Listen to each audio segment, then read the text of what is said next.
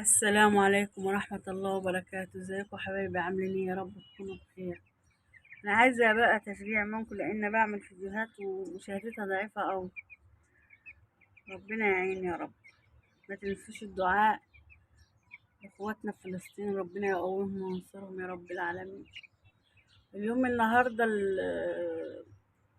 16 عمر الكتاكيت بتاعتنا، ما شاء الله تبارك الله، ما شاء الله، الله اكبر. استنى اقرب لكم بقى. يوم التنظيف العالمي النهارده. انا من ساعه ما جبتهم ما نضفتش. اللي بتقول لك بنضف يوم ويوم او كل يوم، لا، على حسب التهويه والمكان. انا ما نضفتش بصراحه. النهارده بقى هنضف لهم، لقيت عندهم مش عاجبني. فالنهارده بقى اليوم العالمي للتنظيف وعده الشغل اهي. عده الشغل بتاعتنا. الله المستعان. احنا في العصر، احنا في اذان العصر دلوقتي. الله اكبر تبارك الله. انا بقالي كام يوم ما صورتش معاكم.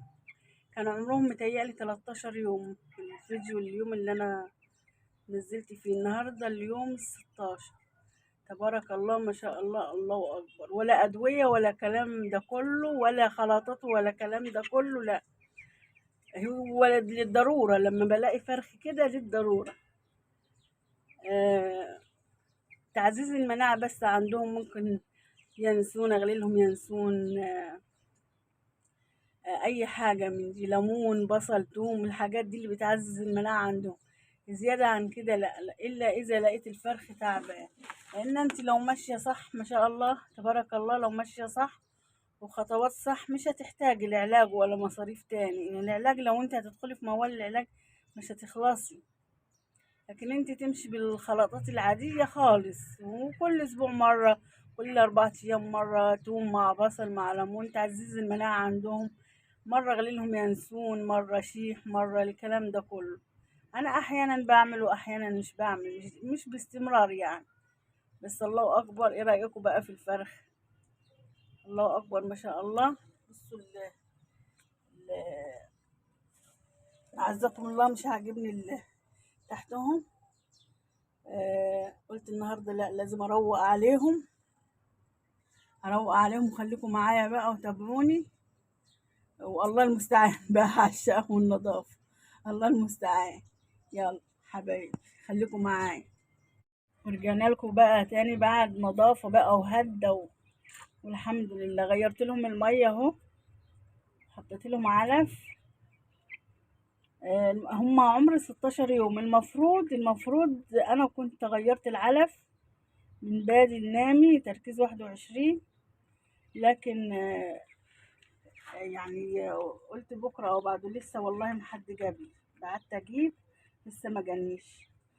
في ناس بتغير على 18 على 20 على حسب الفرخ معاكي. 500 جرام. انا الفرخ معدي معايا ما شاء الله. انا ما وزنتش بس تقريبا كده، الله اكبر يعني. فرخ ما شاء الله عليه. الفرخ ده نوعه كب. انا يعني بربي فيه يمكن بقالي اكتر من 6 سنين.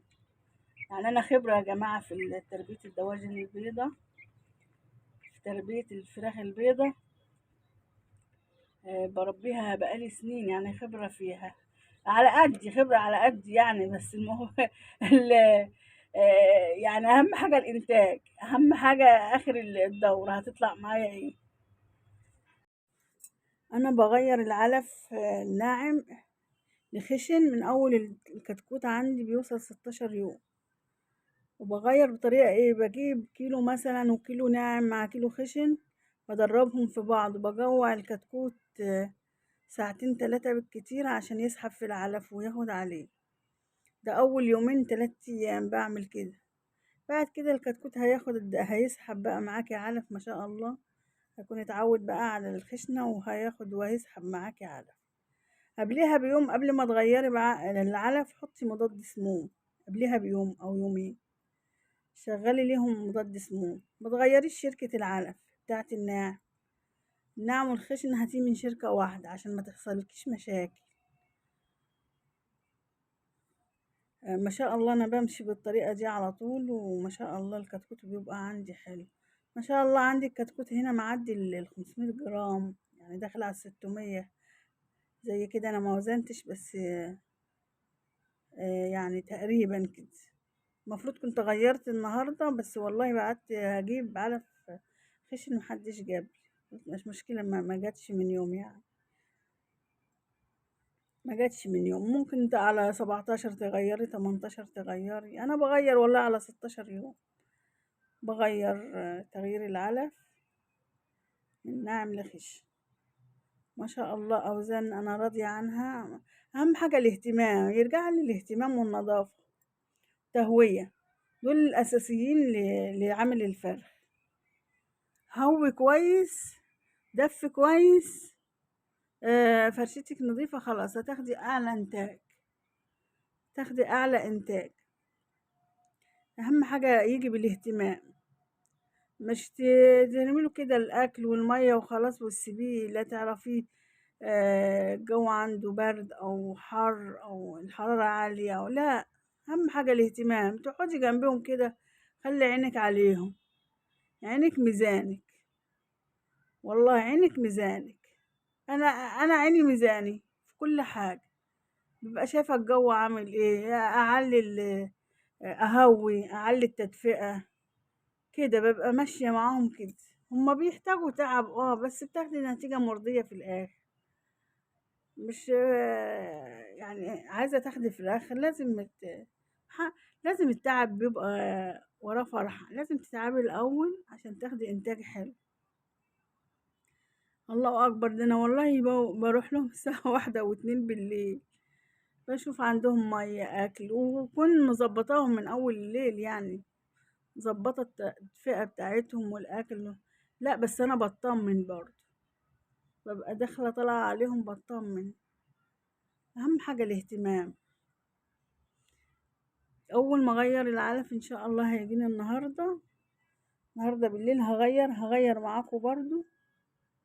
واللي عايز يربي برضو تاني هقول، اللي عايز يربي يربي والله، يعني خير، وهتملي تلاجتك وخير في البيت.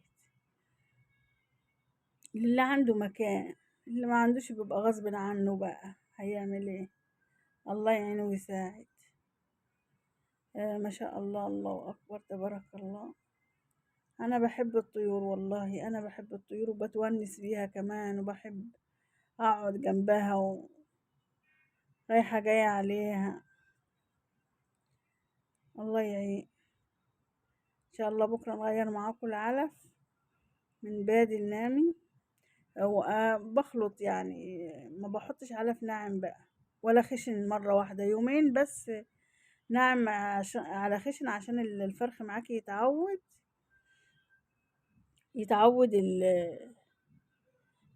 على الخشنة يعني، يسحب معاكي بعد كده. ما شاء الله تبارك الله.